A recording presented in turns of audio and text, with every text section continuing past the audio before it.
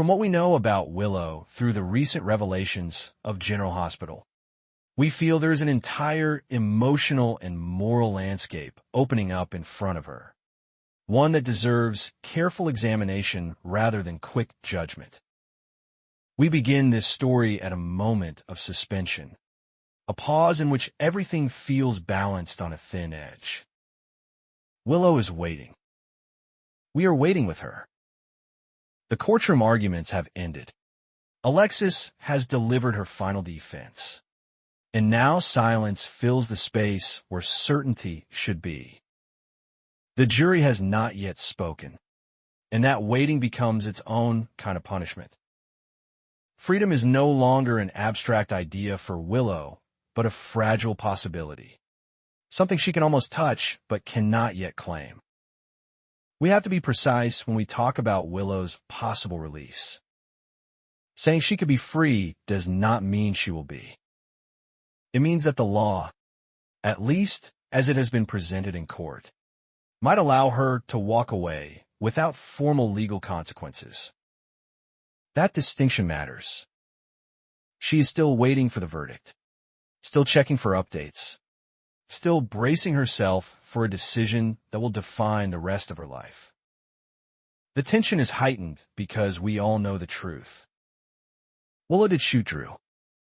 That fact does not disappear just because the legal system may not be able to fully hold her accountable.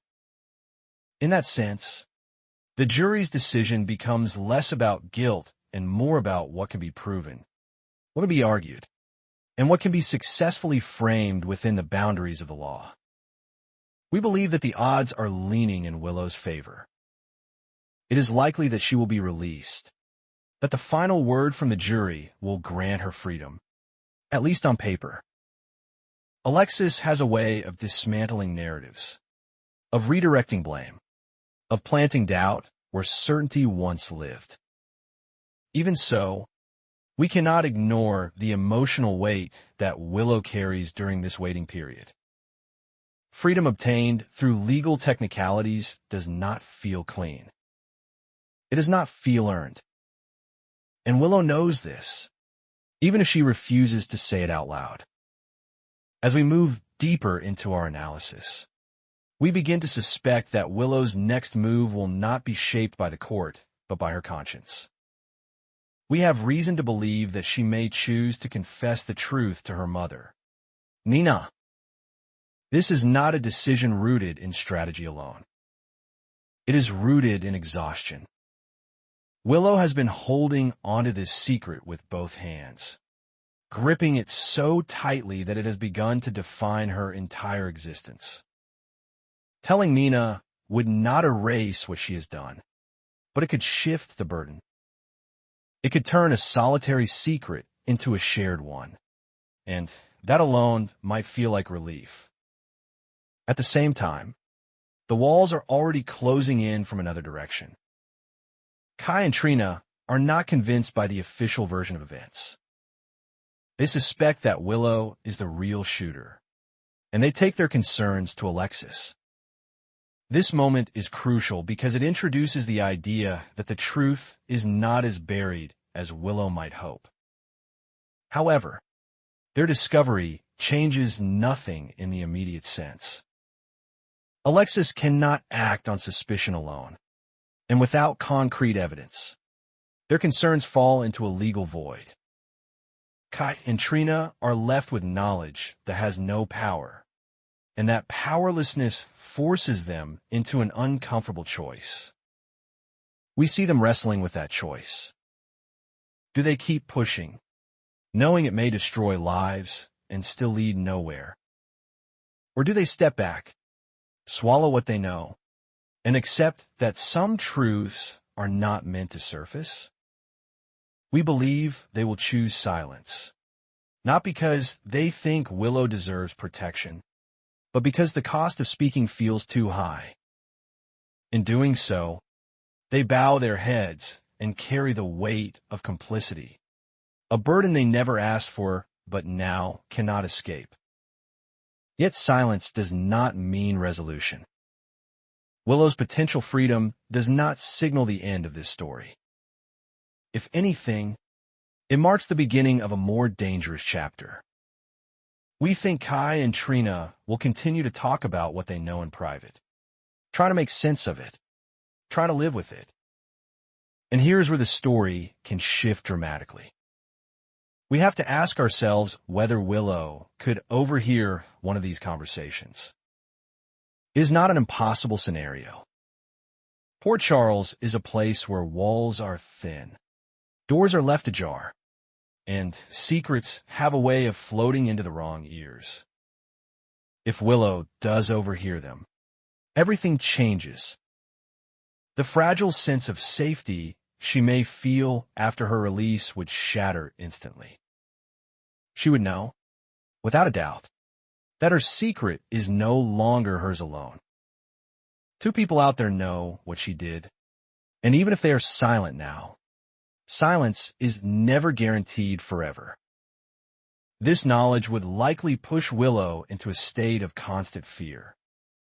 Every glance, every pause in conversation, every unexpected encounter would feel like a threat. We think Willow would also begin to fear Drew himself, not just as a victim, but as a wild card. Memory is a fragile thing in Port Charles, and Drew's amnesia has been a shield for Willow, whether she admits it or not. But memories can return. Hypothetically, a single trigger could bring that moment back to him with devastating clarity. The image of Willow holding the gun, the sound of the shot, the realization of betrayal. Willow knows this is a possibility, and that knowledge would haunt her. The idea that Drew could one day remember and choose revenge is enough to keep her awake at night. So even if Willow escapes legal punishment, she is far from free. We believe she may avoid prison, but she cannot avoid herself. Her conscience becomes the arena where the real trial takes place. Guilt does not follow the rules of the courtroom. It does not care about verdicts or loopholes. It demands acknowledgement.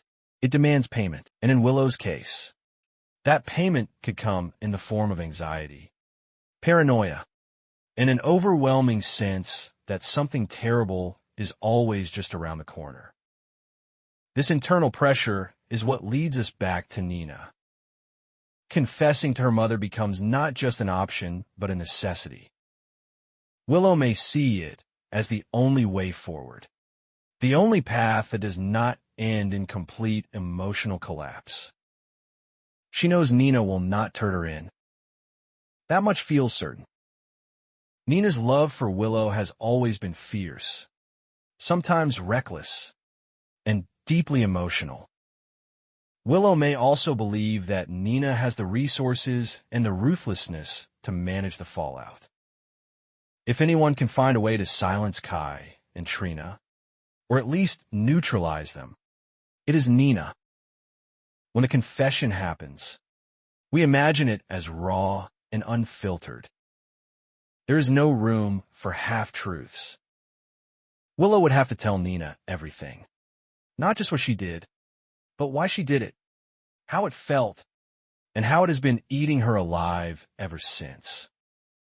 For Nina, this moment will be shattering. She will be forced to confront the reality that her daughter has changed, that the line between victim and perpetrator is no longer clear. The realization that Willow is capable of such violence would likely leave Nina stunned, struggling to reconcile the image of the daughter she loves with the actions she now has to face. And yet, Nina is a mother before she is anything else. We believe that instinct would override shock and disappointment. She would choose to protect Willow, even if it means compromising her own morals. She might rationalize it by telling herself that Willow has already suffered enough, that the legal system has had its say, and that dragging the truth into the light would only create more pain. In Nina's mind, helping Willow hide the truth could feel like an act of love. But love in Port Charles rarely exists without consequences. This is where we think the story takes another dark turn. confessions have a way of attracting listeners. We can imagine a third party overhearing this deeply personal exchange between Nina and Willow. This person could be anyone, someone unexpected, someone who understands the value of information. And once that truth is overheard, it becomes currency. We do not know who this person might be, and we are careful not to assign a name without evidence. This is, after all, speculation. Possibly, it is someone already operating in the shadows, someone who thrives on leverage and secrets. Or it could be someone close, someone whose betrayal would cut even deeper. The motive is just as unclear. This person could choose to expose the truth immediately, detonating the carefully constructed illusion of safety around Willow. Or they could choose a slower, more calculated approach, using the secret to blackmail both Nina and Willow. Blackmail would be especially devastating. It would trap them in an endless cycle of fear and compliance, forcing them to make increasingly dangerous choices to keep the truth buried. Every demand would remind Willow that her freedom is an illusion, that she is still imprisoned by her own actions. Nina, too, would find herself pulled deeper into a moral abyss, justifying one bad decision after another in the name of protecting her child. We have to emphasize that all of this remains hypothetical. We do not know if this storyline will unfold exactly this way. But based on what we have seen, it fits the emotional logic of the characters involved. Willow's story is no longer just about what she did. It is about how that one moment continues to ripple outward, touching every relationship, every decision, every future possibility. As we reach the end of this analysis, we come back to the central truth. Even if Willow walks free, her story is far from over. The absence of legal consequences does not mean the absence of consequences altogether. Guilt, fear, and the constant threat of exposure are powerful forces. They shape behavior. They erode trust. They turn ordinary moments into sources of dread. We believe Willow is standing at a crossroads. One path leads to deeper deception, to alliances built on secrecy and fear, to a life spent looking over her shoulder.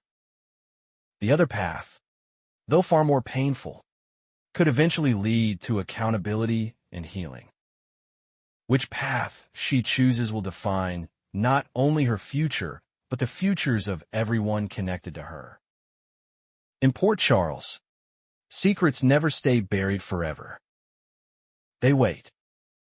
And when they surface, they do so with devastating force.